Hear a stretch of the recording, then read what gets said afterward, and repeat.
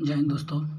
इससे पहले वाले वीडियो में प्रश्न 1 से 4 तक हम लोग का सॉल्यूशन हो चुका था और इस वीडियो में आज 5 से सॉल्यूशन करना चालू करेंगे। तो 5 का क्वेश्चन लिख के उसके बाद इसका सॉल्यूशन करेंगे। आइए देखते हैं।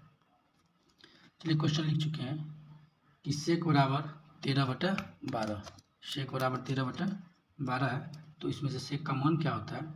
सेक का जो फॉर्मूला होता है वो होता है कर्ण बटा आधार। कर्ण बटा आधार। कर्ण 13 है, आधार 12 है, तो हमें ज्ञात क्या करना है? लंब ज्ञात करना है। तो चलिए लिखते हैं कर्ण स्क्वायर बराबर लंब स्क्वायर प्लस आधार स्क्वायर। तो जो दिया है उसका मान लिखेंगे। कर्ण कितना है? 13 का होल स्क्वायर। लंब नहीं मालूम है तो लंब का स्क्वायर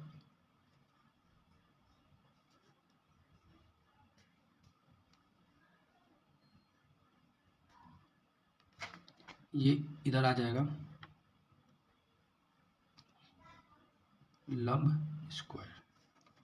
तो 25 हो जाएगा। इस स्क्वायर को इधर लेंगे तो रूट हो जाएगा और ये हो जाएगा लंब। इसीलिए लंब बराबर क्या हो जाएगा? 5। देखिए दोस्तों, कर्ण है, आधार है और यहाँ पे हम लोग का लंब निकल गया। तो क्वेश्चन में जो कह रहा है उसका मान हमें याद करना है। कह रहा है कि अन्य सभी त्रिकोणमितीय अनुपात परिकलित कीजिए। बस सेक को छोड़ के बाकी सब का जो है कि मान ज्ञात कीजिए। आइए इसका मान ज्ञात करते हैं। सबसे पहले क्या हो जाएगा? सेक है, सेक का हो जाएगा cosec. Cosec theta. Cosec theta का मान क्या होता है? कोसेक थीटा बराबर होता है कर्ण बटे लंब। तो कर्ण क्या है? कर्ण है 13 और लंब क्या है? 5। उसके बाद इसका हो जाएगा दोस्तों टेन थीटा। टेन थीटा लंब बटे आधार। लंब बटे आधार। उसके बाद हो जाएगा कोट थीटा। कोट थीटा आधार बटे लंब। तो लंब कितना है? 5। आधार कितना है? 12। यहाँ देखिए दोस्तों, आधार कितना है? 12। लंब कितना है? 5। कोसेक थीटा हो गया, टेन थीटा हो गया, कोट थीटा हो गया। क्या ज्ञात करना है? Cos theta. कोस थीटा का होता है आधार बटे कर्ण। तो आधार बटे क्या हो जाएगा दोस्तों? आधार कितना है? 12। कर्ण कितना है? 13। उसके बाद बच गया साइन थीटा। साइन थीटा होता है लंब बटे कर्ण। लंब बटे लंब कितना है? 5/13 हो गया। दोस्तों सभी निकल गया। तो चलिए अगला सवाल देखते हैं। चलिए दोस्तों 6 नंबर का प्रश्न। 6 नंबर प्रश्न को अंतिम में हल करेंगे। उससे पहले हम लोग 7 का हल करेंगे। तो यदि कोट बराबर 7/8 है तो इतना और कोट स्क्वायर थीटा का मान ज्ञात कीजिए। तो दोस्तों इसको लिखते हैं और इसको आसानी से कैसे हल किया जाता है तो आइए सीखते हैं। देखिए दोस्तों, प्रश्न को लिख चुके हैं। कोट थीटा बराबर 7/8। कोट थीटा बराबर 7/8। तो चलिए कोट थीटा बराबर होता है 7/8, जो कि सूत्र होता है आधार बटे लंब। आधार बटे लंब। तो यहाँ आधार 7 है और लंब 8 है। तो हमें क्या ज्ञात करना है? कर्ण ज्ञात करना है। कर्ण बराबर होता है रूट अंडर में लंब स्क्वायर प्लस आधार स्क्वायर। तो लंब कितना है? 8 का होल स्क्वायर प्लस 7 का होल स्क्वायर। तो क्या आ जाएगा दोस्तों यहाँ पर? 64 प्लस 7 49। रूट अंडर में हो जाएगा 113। रूट अंडर में 113। तो हमारा कर्ण जो निकला है रूट अंडर में 113 निकला है। अब देखिए दोस्तों, 1 नंबर का प्रश्न कहता है कि 1 plus sine theta into 1 minus sine theta by 1 plus cos theta into 1 minus cos theta का मान ज्ञात कीजिए। दोस्तों देखिए, चूँकि ए प्लस बी इंटू ए माइनस बी का सूत्र होता है ए स्क्वायर माइनस बी स्क्वायर। ये आप लोग को याद होना चाहिए, तब जाके ये समझ में आएगा। ठीक है दोस्तों, सूत्र भी लिख चुके हैं। चलिए यहाँ देखिए, तो ये ए प्लस बी या ए माइनस बी के जगह पर तो इसको लिख सकते हैं ए का स्क्वायर माइनस साइन थीटा का होल स्क्वायर। नीचे भी सेम उसी प्रकार से ए का whole square minus cos theta का होल स्क्वायर। ठीक है दोस्तों।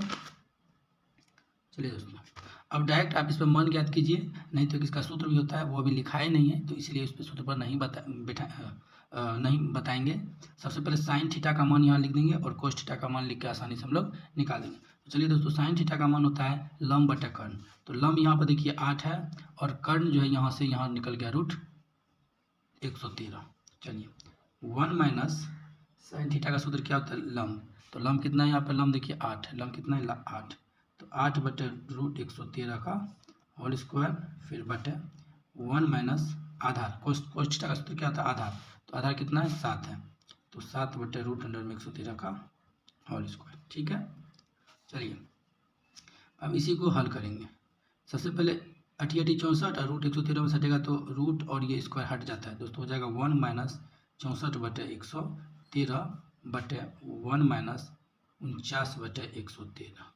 जैसे भिन्न का घटाव करते सेम उसी प्रकार से इसे भी कर लेना है। कैसे होगा 113 घटाव 64 बटे 113, इधर हो जाएगा 113 घटाव 49 बटे हो जाएगा 113, 113 13 कट जाएगा और यहाँ पर हमें घटा के लिख देना है, क्या हो जाएगा दोस्तों 49 बटे 64 हो जाएगा।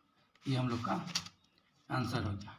7 नंबर का प्रश्न कंप्लीट हुआ है। तो चलिए 8 पे चलते हैं। देखिए दोस्तों 7 नंबर में एक क्वेश्चन और बच गया था। यहाँ पर जो था कोट स्क्वायर थीटा का मान ज्ञात करना था। कोस स्क्वायर थीटा का मान हमें ज्ञात, देखिए कोट का मान 7 बटे 8 है तो उसी का स्क्वायर कर देना। तो चलिए ये भूल गए थे तो इसको लिखेंगे। 2 नंबर का प्रश्न है कि कोट स्क्वायर थीटा का मान ज्ञात करना है, तो 7 बटे 8 का होल स्क्वायर हो जाएगा 49 बटे 64 आंसर दोस्तों। ठीक है दोस्तों, अब ये 7 कंप्लीट हुआ है। तो चलिए 8 नंबर के प्रश्न को समझेंगे। 8 नंबर का प्रश्न कहता है कि 3 कोट ए बराबर 4, तो जांच कीजिए कि 1 minus tan square A by 1 plus tan square A बराबर cos square A minus sine square A है या नहीं। ठीक है दोस्तों, तो आइए सबसे पहले लिखे हैं कि 3 कोट ए बराबर 4, तो और यहाँ क्या हो जाएगा, तो हो जाएगा कोट ए बराबर 4 बटे 3। कोट ए बराबर क्या हो जाएगा 4 बटे 3। तो इसका सूत्र होता है आधार बटे लंब, आधार बटे लंब। आधार दिया हुआ है, लंब दिया हुआ है, तो हम क्या ज्ञात करना है कर्ण। तो कर्ण बराबर होता है रूट अंडर में लंब स्क्वायर प्लस आधार का होल स्क्वायर, हो जाएगा रूट अंडर में क्या होता है लंब कितना है दोस्तों 3 हो जाएगा, 3 का होल स्क्वायर प्लस 4 का होल स्क्वायर, 3 3 9 4 चौके 16, तो रूट अंडर में 25, तो बाहर निकल के आ जाएगा 25 सेंटीमीटर। ठीक है दोस्तों, तो कर्ण में 5 निकल गया। तो अब ये सवाल जो कहता है उसको लिखते हैं। 1 नंबर में कहता है, एक ही नंबर में दोस्तों यहाँ पर लिखा 1 माइनस टेन स्क्वायर ए बटे 1 प्लस टेन स्क्वायर ए बराबर है कोस square A minus sine square ए के। तो हमें ये दर्शाना है कि इतना बराबर इतना है। तो दोस्तों इसमें बायां पक्ष और दायां पक्ष को अलग अलग हल करेंगे। तो लिखेंगे LHS, इसको पहले हल करने इस पक्ष को।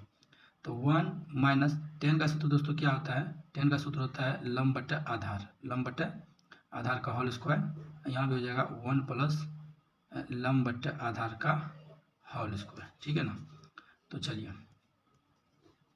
1 माइनस लंब कितना है दोस्तों, लंब देखिए दोस्तों लंब कितना है, यहाँ पे लंब हो गया था आपको 3, आधार कितना हो गया 4, हो जाएगा 3 बटे 4 का होल स्क्वायर 1 प्लस 3 बटे 4 का होल स्क्वायर। तो 1 माइनस 3 3 9 4 चौके 16, हो जाएगा 1 प्लस 3 3 9 4 चौके 16। ठीक है, तो जैसे भिन्न का घटाव करते हैं 16 में से 9 जाएगा तो क्या हो जाएगा दोस्तों 7 बटे 16, और यहाँ पर 16 9 25, तो 25 बटे 16, ये 16 16 कट जाएगा, तो जो बचेगा 7 बटे 25 बचेगा।